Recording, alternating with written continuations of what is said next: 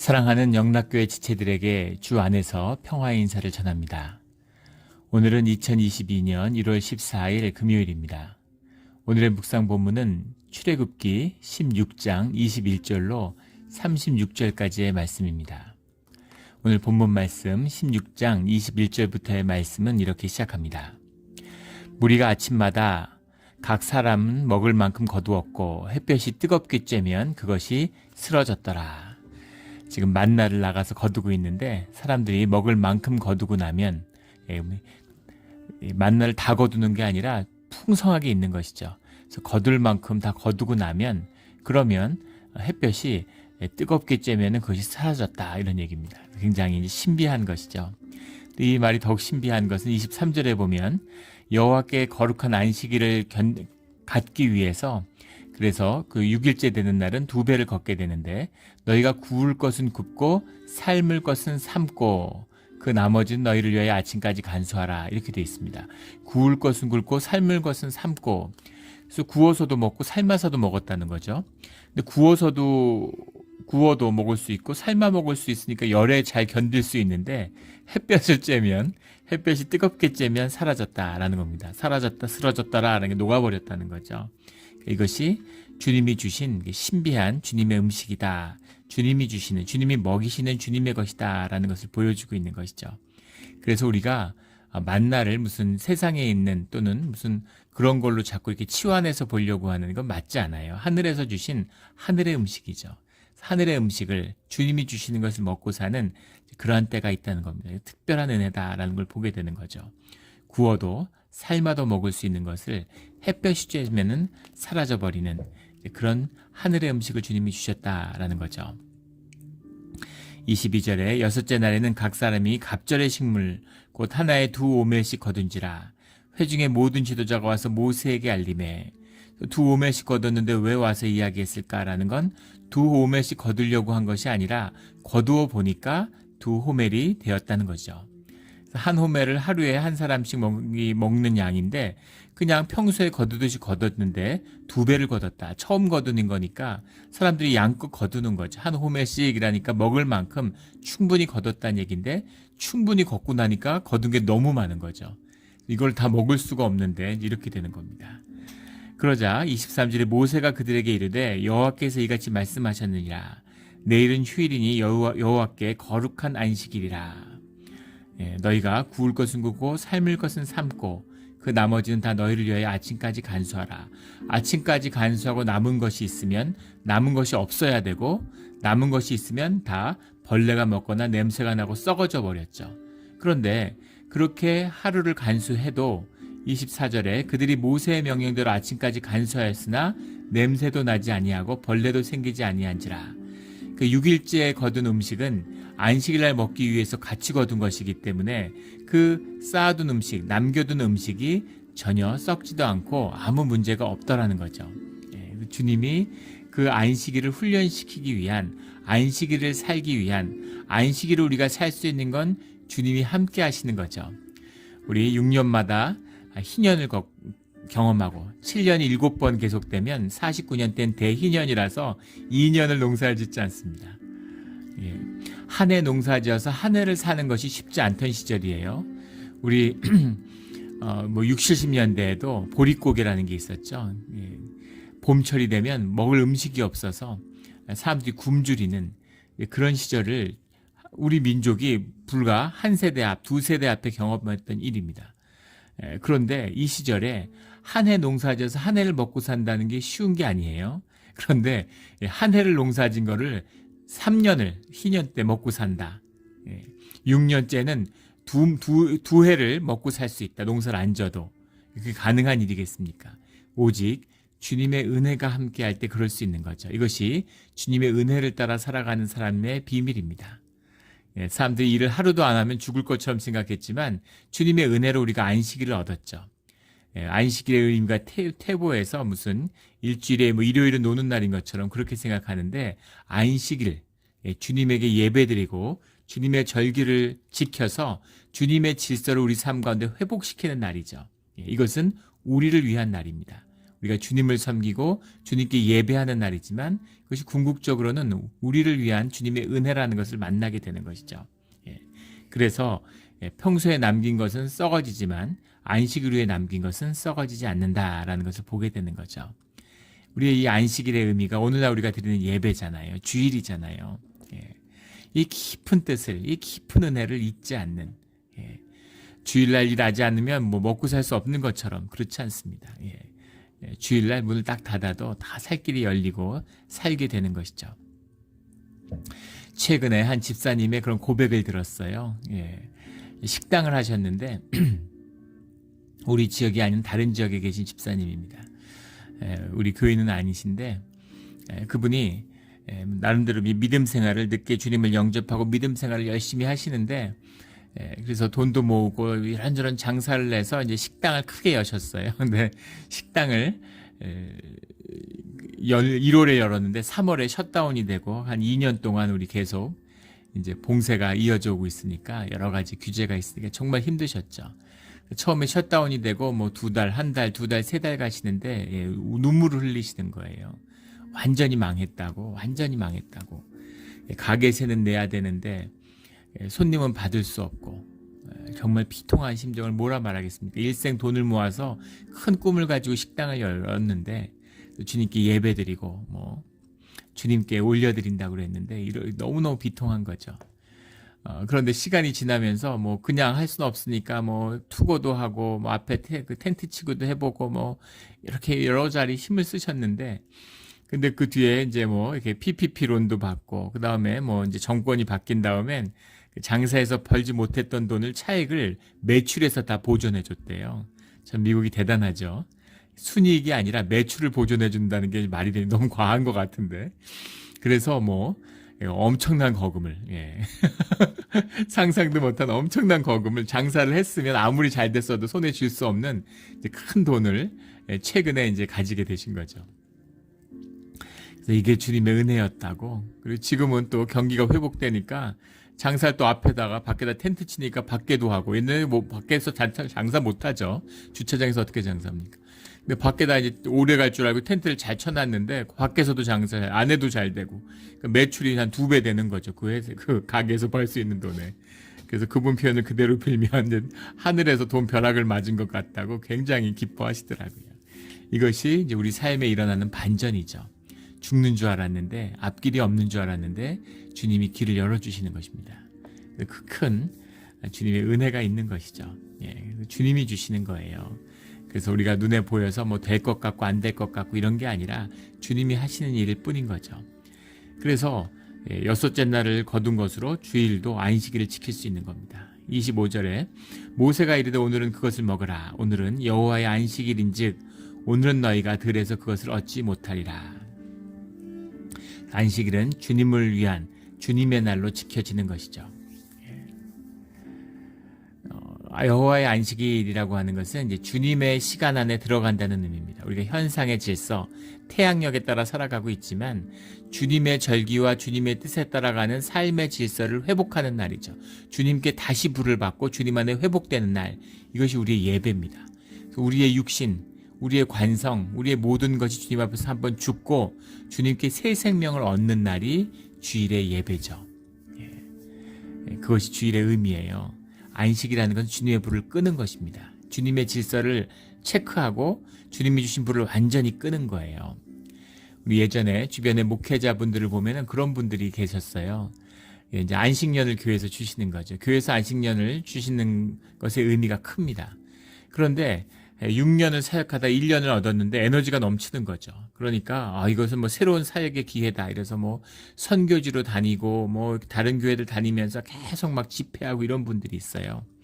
그런 분들은 예외 없이 그 다음에 목회가 굉장히 어려워지는 것을 보았습니다. 힘이 남아 돌아서 무슨 다른 데 가서 힘을 쏟으라고 안식년 준 게 아니죠. 안식년을 주면 오늘 각 처소에서 7째 날에는 아무도 그의 처소에서 나오지 말지니라 하는 29절의 말씀이 있어요. 처소에서 나오지 말지니라 라는 게 무슨 문자적으로 집 밖에 나오면 안 된다 이런 의미가 아니라 그 정신이 중요한 거죠. 주님이 주시는 불을 끄라는 겁니다. 그걸 못 끄는 거죠. 관성이 있으니까 달려가다가 멈추질 못하는 거예요. 그러면 주님의 것이 아닙니다. 주님의 사역이 아니에요. 예. 내 공명심으로 내 의로 하는 것, 이건 주님이 받지 않으시죠. 주님은 우리 것과 주님 것 섞지 않으세요. 주님이 주신 주님의 것을 온전히 주님의 것으로 돌려야 그 다음에 주님의 것을 다시 받는 겁니다. 굉장히 중요한 의미죠. 영광을 도둑질하면 안 돼요. 그러면 모두가 썩어져 버리는 것이죠. 그래서 끊어야 된다 그러면 딱 끊어야 되는 겁니다. 주님이 시작해라 그럼 다시 시작하는 것이죠. 주님이 시작하라고 할 때 시작하고 멈추라고 할 때 멈출 수 있어야 주님의 일이에요. 그리고 주님의 새로운 일, 새로운 시간, 새로운 질서를 여는 것입니다. 우리가 새벽 기도를 열심히 하시는데 우리 열심히 사역하시죠. 중보자들이죠. 그런데 우리가 가끔씩 우리 절기별로 이제 성탄절, 또 추수감사절, 부활절 이후에 잠시 새벽 기도를 멈출 때가 있습니다. 근데 사순절 동안 기도를 쫙 해왔는데 부활절 때 딱 끊으면 뭔가 좀 아쉽죠. 계속 갈 수 있을 것 같아. 쭉 가야 될 것 같은데 그런 아쉬움을 토로하는 분들이 있으세요. 기도를 처음 나왔는데 또 사순절에 기도해 보니까 너무 좋아서 계속 기도하고 싶은 거죠. 그런데 그것을 딱 끊어야 될 때 끊어야 됩니다. 그리고 주님의 새로운 기도하는 불을 받아야 되는 거죠. 새로워져야 돼요. 새롭고 또 새로워지는, 만물을 새롭게 하시는 주님의 시간 안에 들어가는 것, 이것이 안식일의 중심입니다. 이것을 잊지 말아야 되는 거죠. 내려놓을 수 있어야 됩니다. 끊을 수 있어야 돼요. 이것이죠. 여호와의 안식이 있는 줄을 오늘 너희가 들에서 그것을 얻지 못하리라, 이렇게 말씀하시는 거죠. 26절에 엿새 동안 너희가 그것을 거두되 일곱째 날은 안식일인지 그날에는 없으리라. 일곱째 날은 거두지 못한다는 거죠. 27절에 일곱째 날에 백성 중에 어떤 사람들이 거두러 나갔다가 얻지 못하니라. 거두지 못할 거라고 이미 말씀을 했는데 그런데 나가는 자가 있었다는 겁니다. 이렇게 순종하지 않는 무법자들이 늘 주님을 따르는 무리 가운데 있어요. 영적인 섭리 가운데 일어나는 일이죠. 왜 나갔을까요? 더 거두러 나간 거죠. 충분히 있고 주일날 먹을 수 있는데 그런데 더 거두는 겁니다. 쌓아두려고 하는 거죠. 왜 쌓아둘까요? 양식을 쌓아두면, 돈을 쌓아두면 그게 내 힘이 되잖아요. 또 돈을 의지하니까 돈이 쌓이면 내 마음에 평안이 있는 거죠. 돈이 쌓이면 돈이 나니까 자신감이 생기는 거죠. 돈이 쌓이면 든든하고 우쭐대고 돈으로 나를 주장하고, 사람들이 돈을 모으려고 그러고 돈에 목숨을 걸잖아요. 돈을 쌓다가 한 푼도 못 가지고 떠나는 것, 이런 인간의 어리석음, 무한 차원 영생을 보는 자는 결코 그렇게 할 수 없죠. 그런데 육신의 삶에 묶여서 영이 죽은 자들, 이게 다인 자들은 살아있는 동안이라도 떵떵거리고 무시당하지 않고 살고 싶은 거죠. 돈을 모으는 겁니다. 주님을 의지하는 법을 배우고 있는데 양식을 의지하는, 재물을 의지하는, 돈을 의지하는 법을 배우는 거죠. 이것이 반대의 길을 걷고 있는 무법자들의 삶의 길입니다. 그래서 일곱째 날에 그렇게 충분히 먹을 것이 주어졌는데, 말씀이 주어졌는데, 그런데 6월절을 지난 자들이 다시 들판에 그것을 거두러 나가는 자들이 있었다는 거죠. 이 탐욕, 이 탐심이 우리의 죄성 가운데 분명히 있다는 것을 보게 됩니다.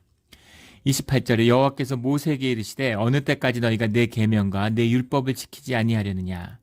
볼지어다 여호와가 너희에게 안식일을 주므로 여섯째 날에는 이틀 양식을 너희에게 주는 것이니 너희는 각기 처소에 있고 일곱째 날에는 아무도 그의 처소에서 나오지 말지니라. 이렇게 말씀하시는 거죠.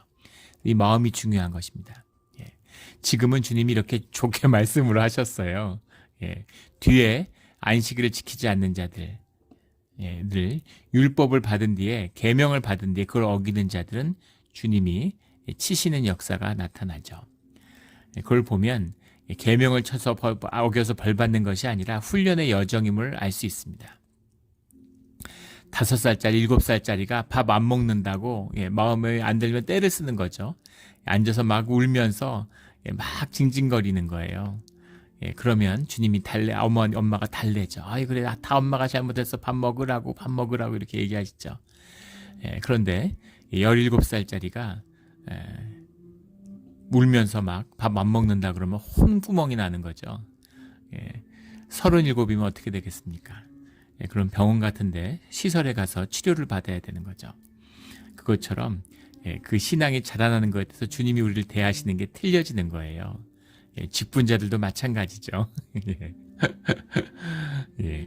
처음에 교회 초신자가 돼갖고 교회 나오는 것만으로 칭찬받습니다. 근데 우리가 교회 오래 다니고 중직자가 되면 교회 나오는 것으로는 안 되는 거죠. 주님을 위해 봉사하고 주님을 섬기는 자리에 서야 되는 거죠. 생명이니까 가짜가 아니라면, 섬기는 게 중요한 게 아니라 진짜고 자랐다면, 그러면 삶의 모습이 변화해야 되는 겁니다. 교회를 30년 다녔는데 초신자하고 다를 게 없다. 그거는 신앙이 아니라는 얘기예요. 가짜라는 겁니다. 조화라는 거예요. 근데 주님이 아름다운 꽃 못 폈다, 너 왜 이거밖에 못 자랐냐, 이렇게 말씀하지 않으세요. 그런데 가짜를 가지고 와서, 가짜 생명을 갖고 조화를 가져와서 진짜라고 우기는 것은 용서받지 못한다는 겁니다. 바리새인과 사두개인이 주님을 영접할 수 없는 이유죠. 너희를 모른다, 이렇게 주님이 말씀하세요. 이것이 생명의 비밀인 것이죠. 처음에는 7째 날에 나간 자들에게도 주님이 다시 한번 말씀의 권면을 주시는 거예요. 오래 참고 기다리시는 주님의 모습, 주님의 은혜, 주님의 사랑을 만날 수 있는 것이죠. 30절에 그러므로 백성이 7째 날에 안식하니라. 안식일의 시작입니다. 주님이 천지 창조하고 7째 날에 쉬셨다. 우리 지금 태양력으로 따지는 7째 날에 일요일 날 쉬셨다. 주님, 그런 의미가 아니죠. 주님의 질서, 무한 차원의 주님의 질서가 어떻게 우리 현상계에 투영되는가, 표상되는가 하는 걸 보여주는 겁니다. 그래서 우리가 그것을 지킴으로 주님이 우리와 함께 하시는, 주님이 우리와 함께 하신다고는 그 언약을 우리가 붙들게 되는 것이죠. 그래서 이게 안식일을 지킨다, 주일 예배를 지킨다, 이거 굉장히 소중한 의미입니다. 그 의미를 결코 놓치지 않는, 그 복된 것을 회복하는 우리 영락교회가 되기를 주의 이름으로 축원합니다. 이게 돼야 되는 것이죠. 복되고 귀한 것이에요. 얼마나 큰 은혜입니까? 31절에 이 은혜를 모든 세상에 나누고 있죠.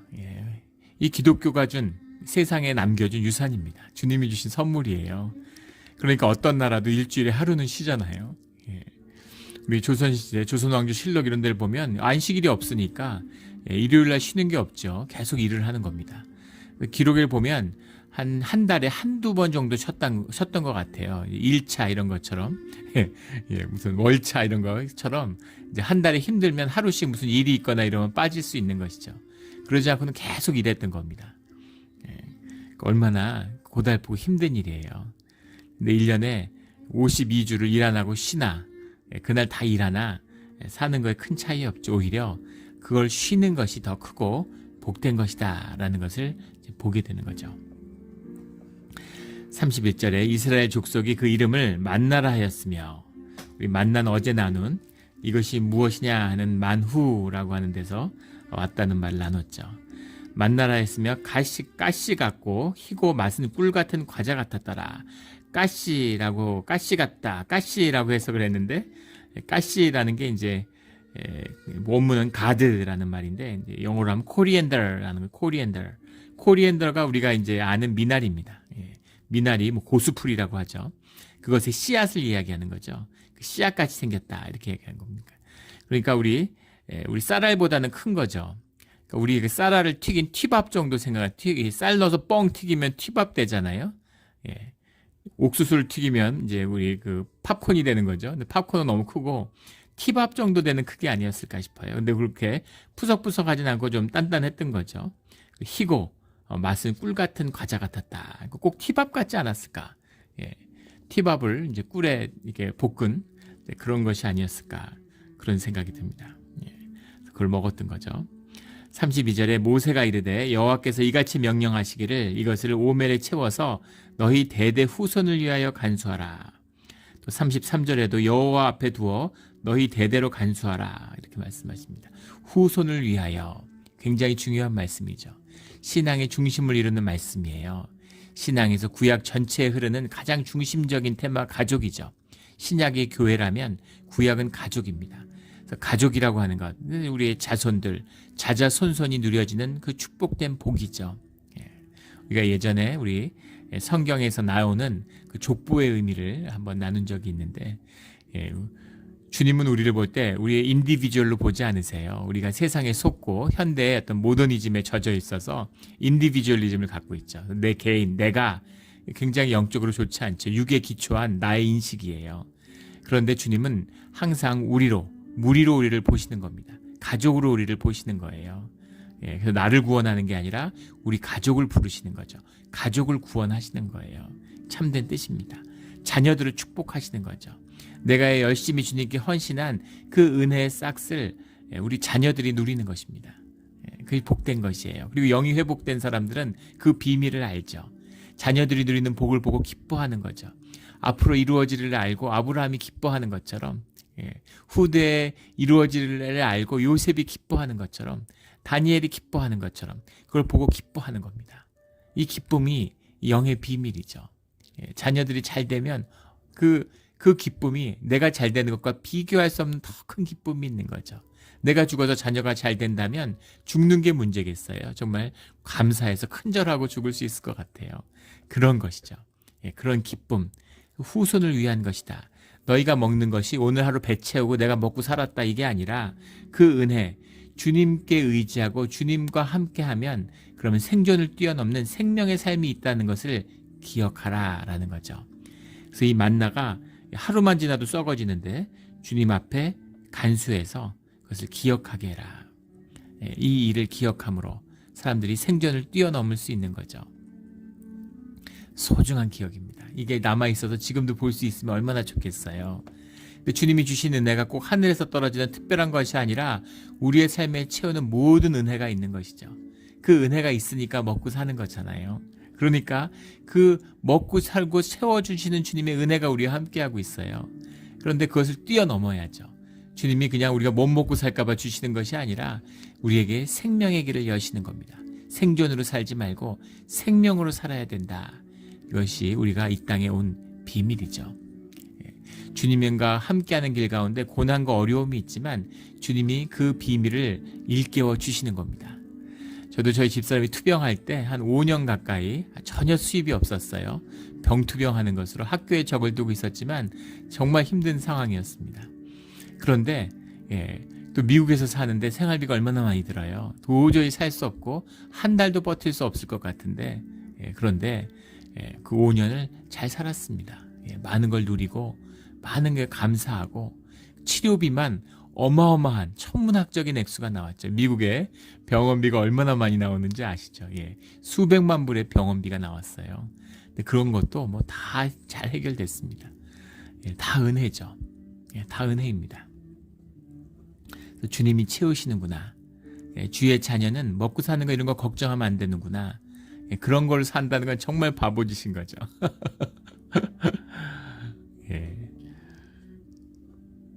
내 키가 1.8m인데 수심이 1.5m인데 거기 빠져가지고 물에 빠져 죽는 거예요. 빠질까봐 막 헤엄치다가 저체온증으로 죽는 거나 마찬가지입니다.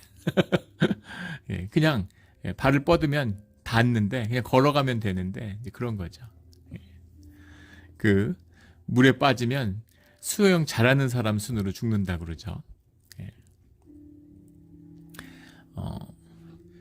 9마일 밖에 있으면 아무리 수영을 잘하는 올림픽 금메달리스트도 수영으로 그 무트로 올 수 없다 그래요. 그런데 9마일 밖에 있으면 바로 눈앞에 있는 것처럼 이제 육지가 보이니까 수영을 잘하는 사람일수록 헤엄쳐서 가려고 한다는 거죠. 헤엄쳐서 가다 보면 몸에 기력이 떨어지면서 저체온증이 와가지고 죽는다는 거예요. 그래서 어떤 사람이 사냐면 두 종류의 사람이 사는데 하나는 수영을 전혀 못하기 때문에 뭐든 무슨 튜브든 무슨 뭐든 이렇게 그 통나무도 상자든 뭘 짊어지고 그거에 의지해 있는 사람. 그런 사람은 수영을 안 하고 거기에 매달려 있다가 이제 산다는 거죠. 조류라는 것이 그 사람을 떠 있는 것을 해변으로 밀어내기 때문에 둥둥 떠 있으면 산다는 거예요.